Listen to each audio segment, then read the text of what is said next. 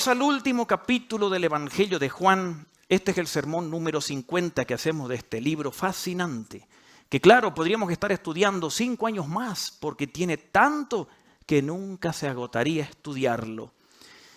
No me gusta terminar el Evangelio de Juan y la verdad es que estoy un poquito triste por eso, porque ha sido un estudio para mí muy provechoso y de grandes lecciones. El domingo pasado leímos el final del capítulo 20, donde encontramos un resumen de lo que es este libro. Allí en el capítulo 20, Juan nos presenta cuál fue el objetivo por el cual escribió este evangelio. Y dice el capítulo 20 de Juan, versos 30 y 31, hizo Jesús muchas otras señales en presencia de sus discípulos, las cuales no están registradas en este libro. Pero lo que está aquí registrado en este evangelio, dice Juan, se han escrito para que ustedes crean que Jesús es el Cristo, el Hijo de Dios, y para que al creer en su nombre tengamos ¿qué? Vida, ¿sí? O vida eterna.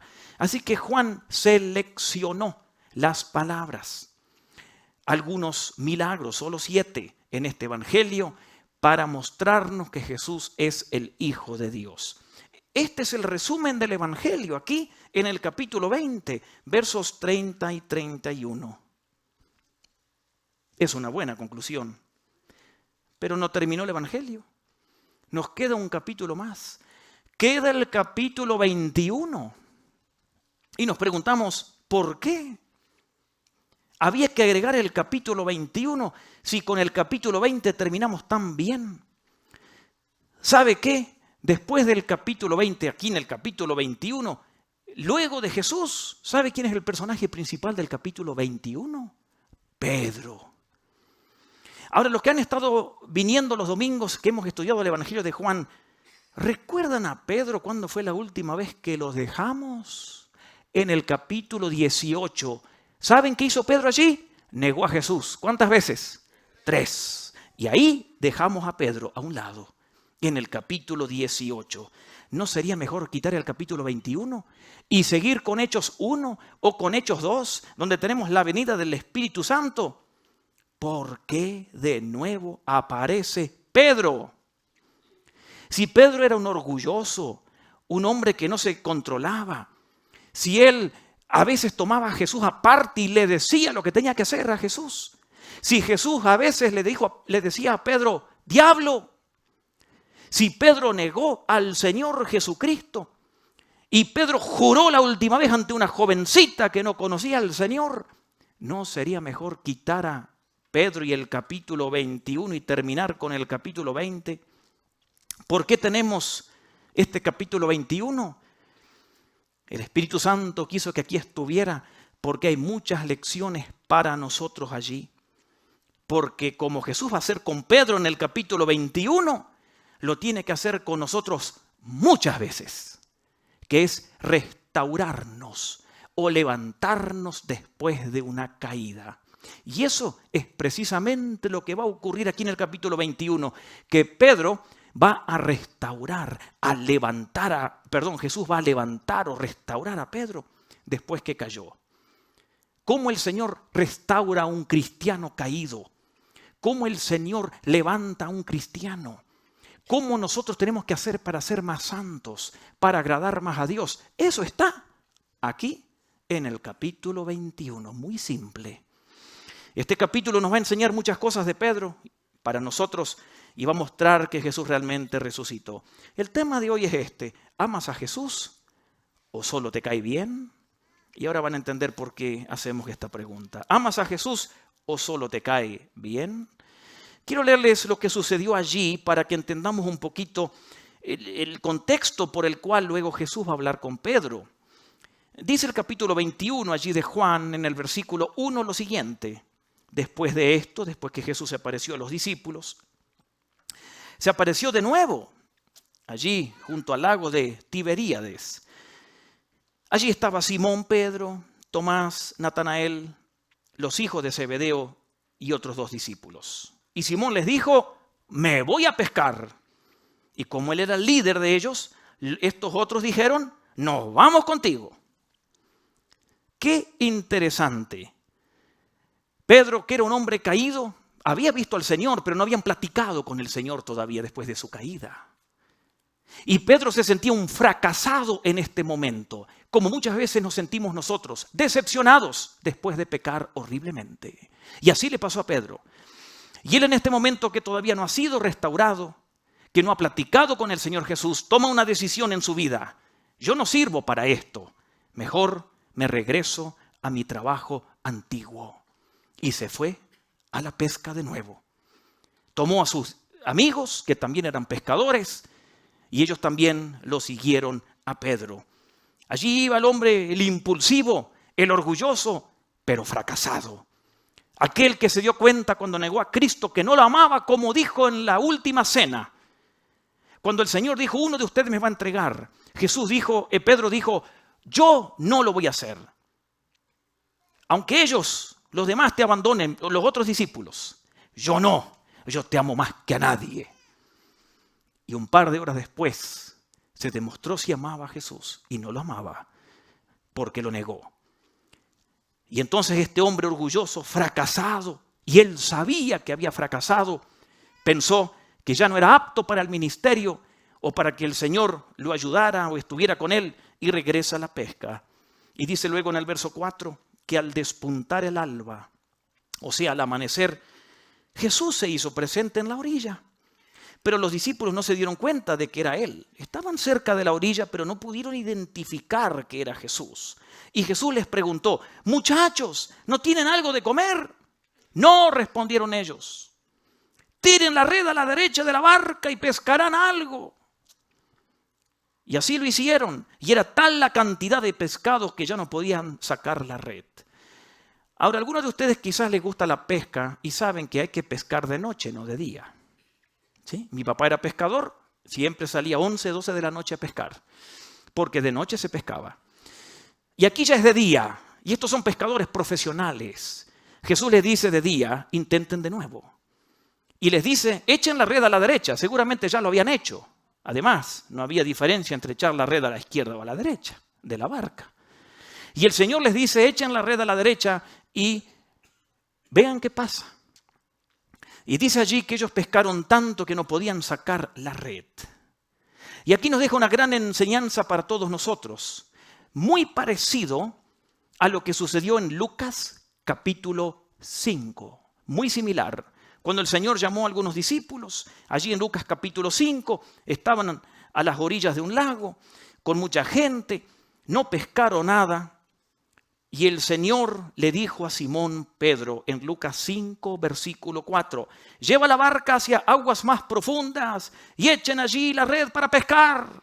Y Lucas 5, dice, Lucas capítulo 5, verso 5, dice Pedro, maestro, hemos estado trabajando duro toda la noche y no hemos pescado nada. Pero como tú lo mandes, allí iremos. Y así lo hicieron.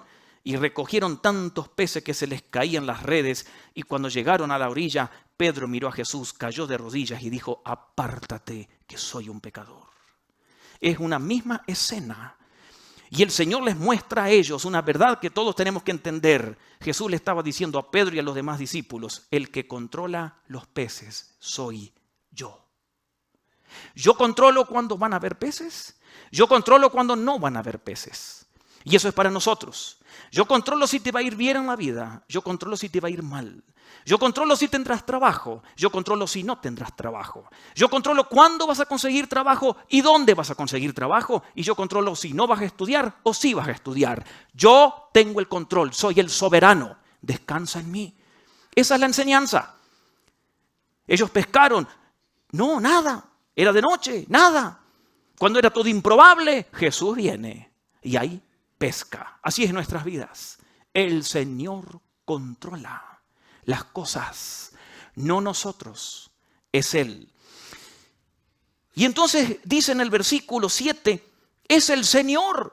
Allí en Juan 21:7 dijo a Pedro el discípulo a quien Jesús amaba, o sea, Juan le dice a los demás, es el Señor. Y tan pronto como Simón Pedro oyó decir, es el Señor, se puso la ropa, pues estaba semidesnudo porque así pescaban, y se tiró al agua. Verso 8, los otros discípulos lo siguieron con la barca arrastrando la red llena de pescados, pues estaban a unos 100 metros de la orilla. Ahí va el impulsivo. En vez de ayudarle a los otros con las redes, se tiró al agua y se fue a buscar al Señor. No había aprendido nada de comer a la vida. Los dejó a los demás que hagan lo que quieran. Él se mandó a la orilla. Y qué lindo, porque Jesús les dijo en el verso 10, traigan algunos pescados y vengan a desayunar, dice el verso 12. Y Jesús les preparó el desayuno y comieron. Y dice el verso 12 que ninguno se atrevió a preguntarle, como decimos aquí, ¿qué onda? Porque nunca habían tenido una plática todavía. Principalmente Pedro, que negó a Jesús. Y Pedro sabía que esa plática iba a venir. Igual nos pasa a nosotros en nuestras vidas. O a un niño, por ejemplo, que está en la casa y rompe una vajilla. Y ahí está la mamá o la abuela o la tía, que en cualquier momento le van a dar al niño. Y el niño sabe que hizo mal y que algo va a pasar. Y como la madre está ocupada o el padre o la tía, todavía no hay tiempo para disciplinarlo. Se sientan a comer, el niño casi ni come porque sabe que algo viene.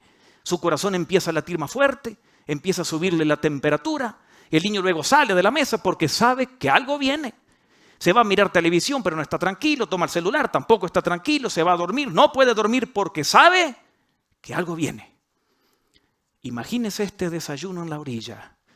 Todos los discípulos medio comiendo, les está cayendo re mal la comida, principalmente a Pedro, porque Pedro sabe que en cualquier momento Jesús lo va a confrontar con su negación y con su pecado, en cualquier momento.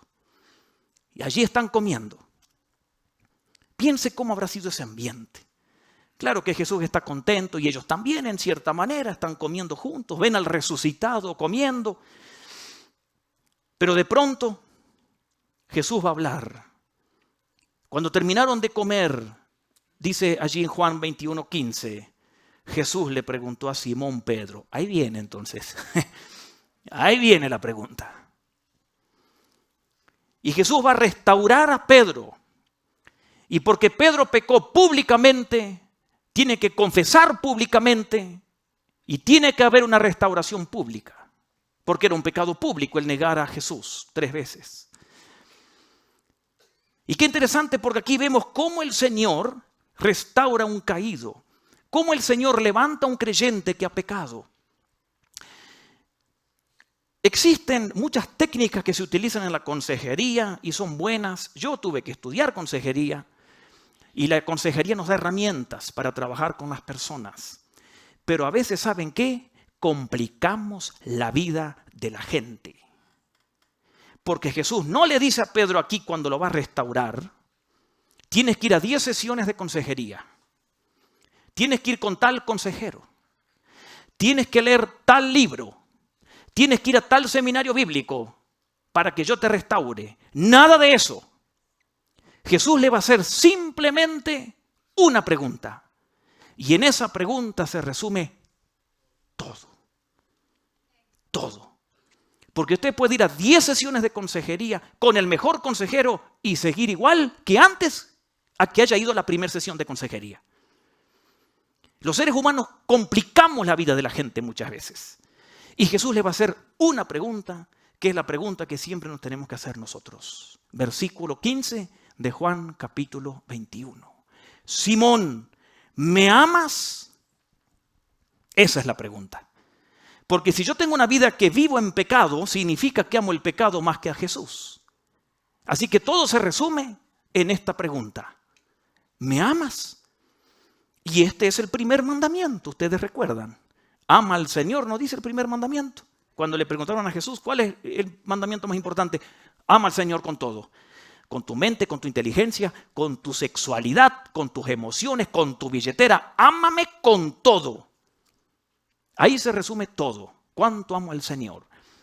Y acá Jesús confronta a Pedro y tiene tantas enseñanzas esto para nosotros. Simón, hijo de Juan, ¿me amas más que a estos?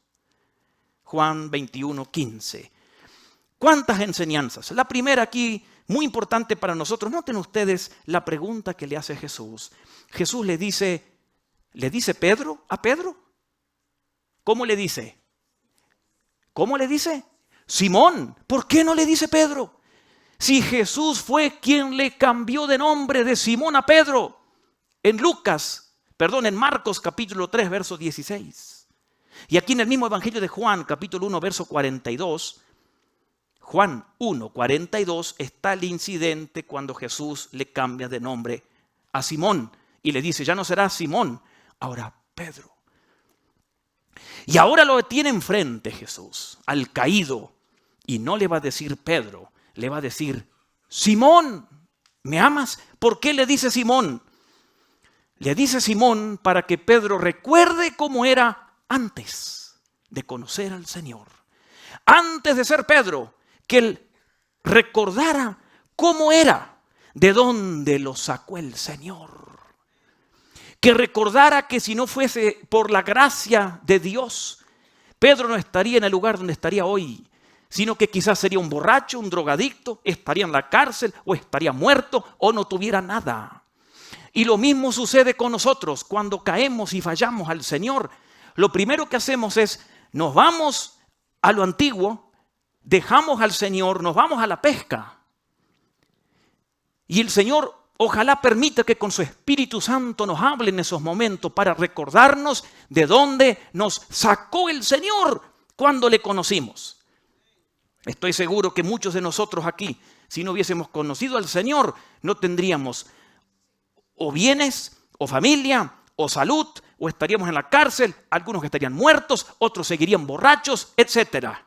Recuérdese de dónde lo sacó el Señor. Aquí Jesús le dice, Simón, eso habrá sido un shock para Pedro. Si aquel me cambió de nombre, ¿por qué me hace recordar de dónde me sacó? Y qué interesante, porque esta es una pregunta, Simón, ¿me amas? Una pregunta necesaria que Jesús tuvo que hacerle a Pedro y una pregunta necesaria que nos hace a todos nosotros en esta hora aquí, los que nos están viendo o escuchando también. ¿Me amas?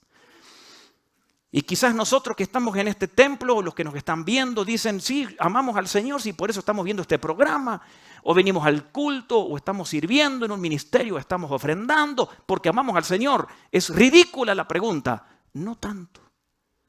Porque podemos aconsejar, enseñar, predicar, congregarnos, cantar, tocar un instrumento, ofrendar, sin amar al Señor. Y el Señor, ¿qué le parece si esta tarde estamos en nuestras casas, donde estemos, y de pronto estamos solos, en la habitación, en la cocina, trabajando, quizás alguna hermana cocinando, lavando, y de pronto estamos solos un rato y de pronto alguien nos toca la espalda. Y miramos y es el mismo Señor y nos dice, ¿me amas? No, si a mí me pasa eso, yo salgo huyendo por la ventana. Yo no tengo respuestas. ¿Me amas? ¿Qué le diría usted al Señor? Es una pregunta necesaria. Pero además, noten que ahí están los discípulos. Y el Señor dice que mira a Pedro y le hace la pregunta a él, individual. Simón, ¿tú me amas? Es que el Señor trata individualmente con nosotros. Nosotros no tenemos que estar comparándonos con las demás personas como siempre lo hacemos. Y el Señor aquí trata con Pedro porque le pregunta a él directamente, ¿me amas? No le preguntó a los demás, él va a tratar con los demás. Ya trató con Tomás, como vimos el domingo pasado, y aquí está tratando con Pedro. Ahora, una enseñanza también interesante de esta pregunta es que nosotros podemos hacer el culto, congregarnos, servir al Señor, portarnos bien sin amar al Señor profundamente. No estoy diciendo que nosotros o que ustedes sean así, pero entre los cristianos hay mucha hipocresía, porque muchos cantan y levantan las manos y es solo algo externo y no es de corazón. Y eso es triste porque sería como tener una jaula sin pájaro, solo por fuera.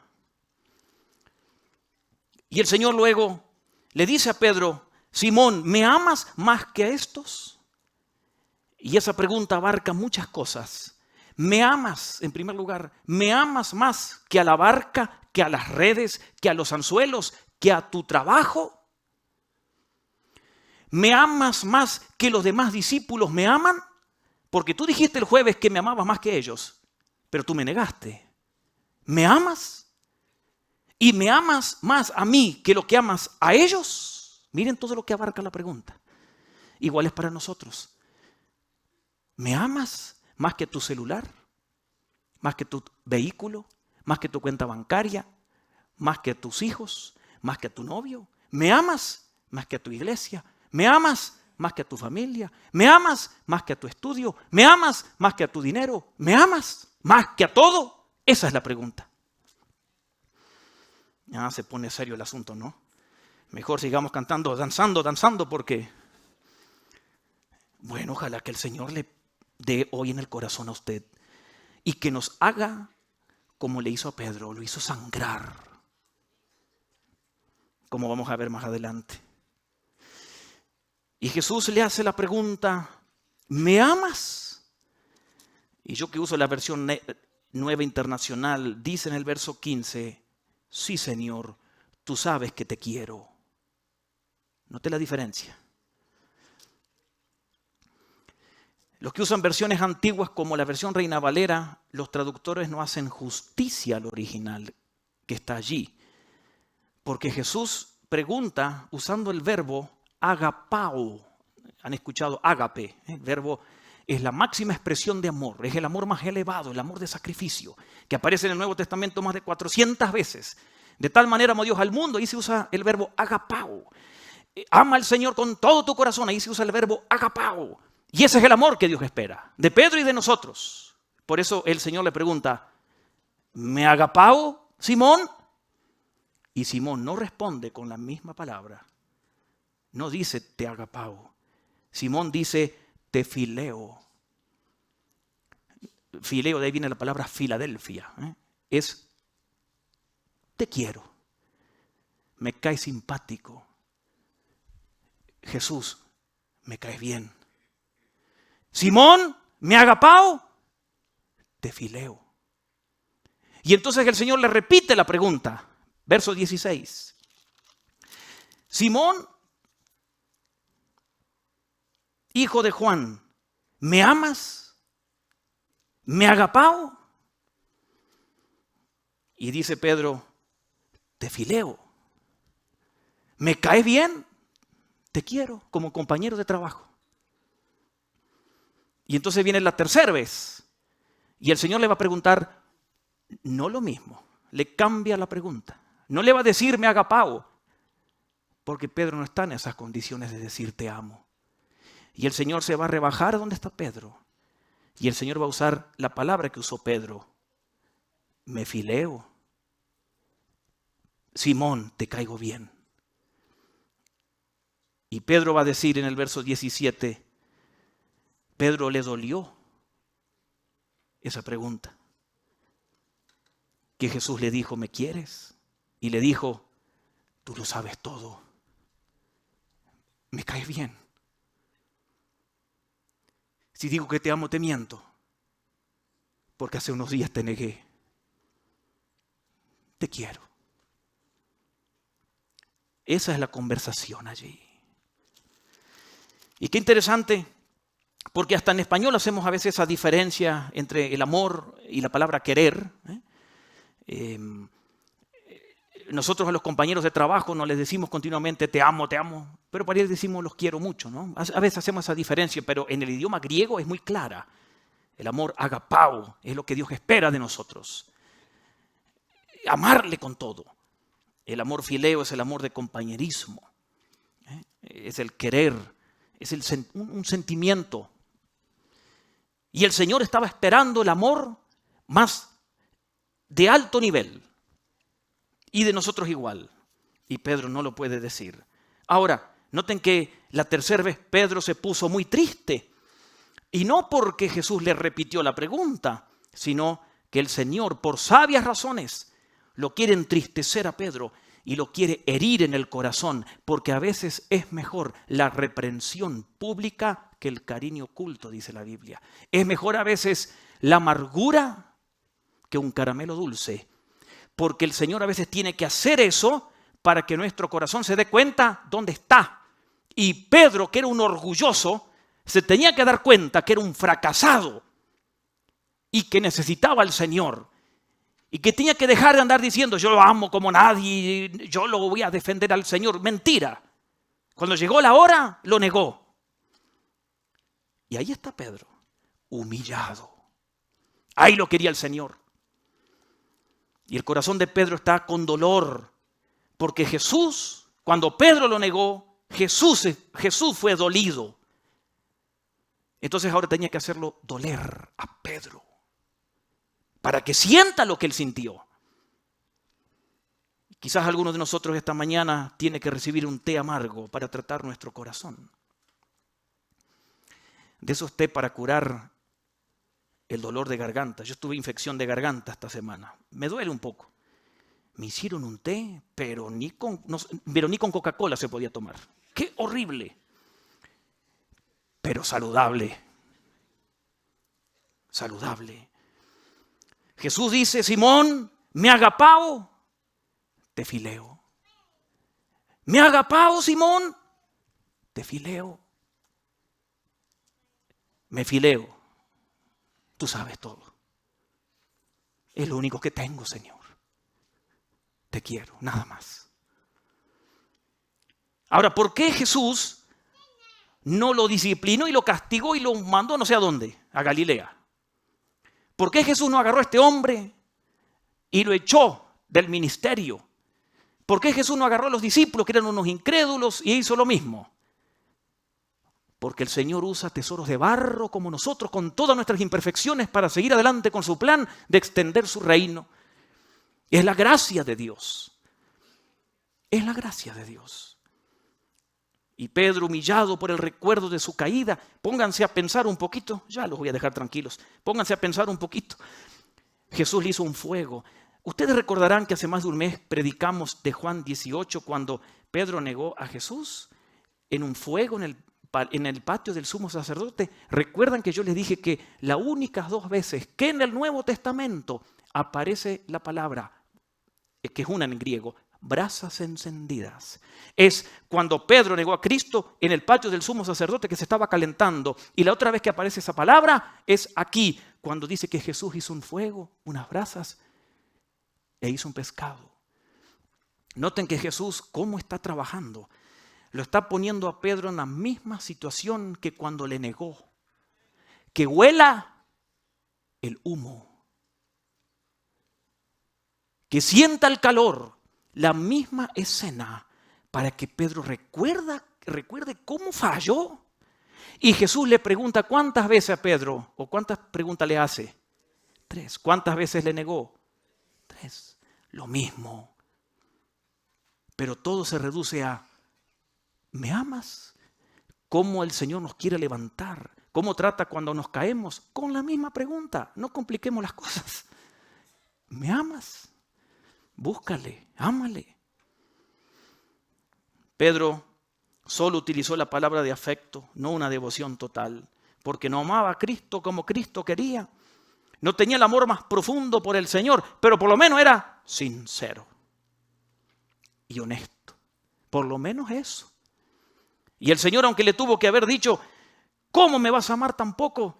Pero por lo menos me quieres. Vamos a empezar por donde estás. Y te voy a llevar a que me ames. Y así fue. La historia luego dice que Pedro murió crucificado también. Aprendió a amar a Jesús. Miren cómo el Señor lo toma de abajo y lo lleva a amarlo. Cómo el Señor trató a Tomás, que vimos el domingo pasado, en su duda. El Señor le mostró las evidencias para que no dude. El Señor siempre trata individualmente con cada uno de nosotros. Ahora noten cómo termina el Evangelio de Juan. Allí en Juan capítulo 21, verso 25, Juan tiene que hacer un nuevo final. Jesús hizo también muchas otras cosas, tantas que si se escribiera cada una de ellas, pienso que los libros escritos no cabrían en el mundo entero, y si guardan todo en la compu o lo suben a la nube, tampoco. Aquí estamos mostrando que llega el final de escribir y Juan está diciendo que aunque sepamos mucho de él, nunca llegaremos a entenderlo totalmente porque no tiene límites. Su gracia no tiene límites, sus recursos no tienen límites, su poder no tiene límites. En cualquier momento podemos acudir a Él y Él siempre está porque el Evangelio se sigue escribiendo con nosotros. Él, el Dios de innumerables triunfos, de inagotable poder y de gracia infinita, no tiene límites y nunca se va a cansar y se van a agotar sus recursos. Podemos acudir a Él en todo momento porque aquí nos dice claramente que no se puede terminar de escribir lo de nuestro Señor. Y así es Él hoy para cada uno de nosotros. Amor sin límite, perdón sin límite, misericordia sin límite, gracia para sufrir y soportar los problemas sin límites los tiene el Señor. Amén. Dele un aplauso al Señor. Y quiero terminar con esta pregunta que hace el Señor a Simón. Preguntémonos cada uno de nosotros, ¿cuánto le amo al Señor? O simplemente es simpático, o nos cae bien. Seamos honestos. Quizás tenemos que ser muy honestos y decir, Señor, la verdad que soy indigno. He fracasado como Pedro. Intento amarte cada día, pero fallo. Necesito tu perdón y tu ayuda. Créame que si el amor nuestro por el Señor no es tan profundo, lo importante es que seamos genuinos. Si en vez de agapao, lo que Él espera, tenemos tan solo fileo, Él lo va a aceptar, porque así es Él. Y nos va a ayudar a seguir adelante. Y caminando con Él vamos a amarle cada vez más. Porque como dice Pablo en Filipenses, el Señor que comenzó la buena obra la sigue perfeccionando. Y Él nos va a mover del sentimiento sencillo de que nos caiga bien a la devoción suprema. ¿Me amas? Y cuando lo amemos, se va a evidenciar con nuestra vida, con nuestras ofrendas, con nuestro carácter, con nuestro servicio, con nuestra puntualidad, con nuestro amor. Se va a ver. Nos vamos a congregar cuando le amamos, porque uno no abandona lo que ama. Vamos a amarle, vamos a leer su palabra porque le amamos. Se va a evidenciar. ¿Me amas? Es una pregunta que no podemos evadir. Seamos honestos. Pablo escribió, y que la gracia sea con todos los que aman a nuestro Señor con amor imperecedero. El Señor sigue preguntando, ¿me amas? Cada uno sabrá cómo responder. Oremos. Señor, gracias por poner el capítulo 21 de Juan.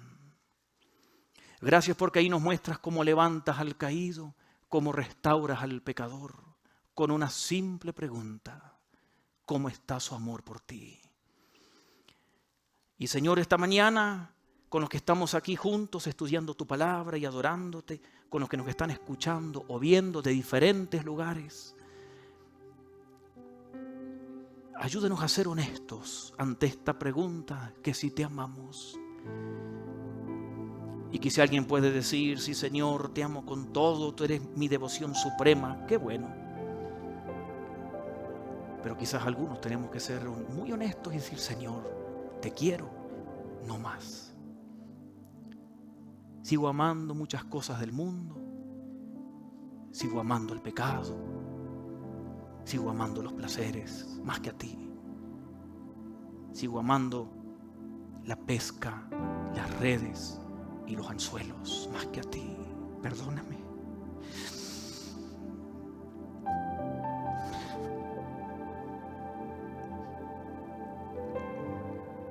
Perdónanos, Señor, si alguno no te amamos con la devoción suprema que tú esperas. Perdónanos si solo te podemos decir fileo. y llévanos a amarte más. Y a que algún día te podamos decir: te ha agapao, eres lo máximo. Señor, que tú trabajes con nuestra honestidad, con nuestras fallas, como lo hiciste con Pedro, que no lo echaste del ministerio, ni le cerraste las puertas, sino que le diste una nueva oportunidad, como lo haces con nosotros continuamente, cada día. Te lo pedimos y te damos gracias por tanto amor. Ayúdanos a responder a tu amor. Ayúdanos en el nombre de Jesús. Amén.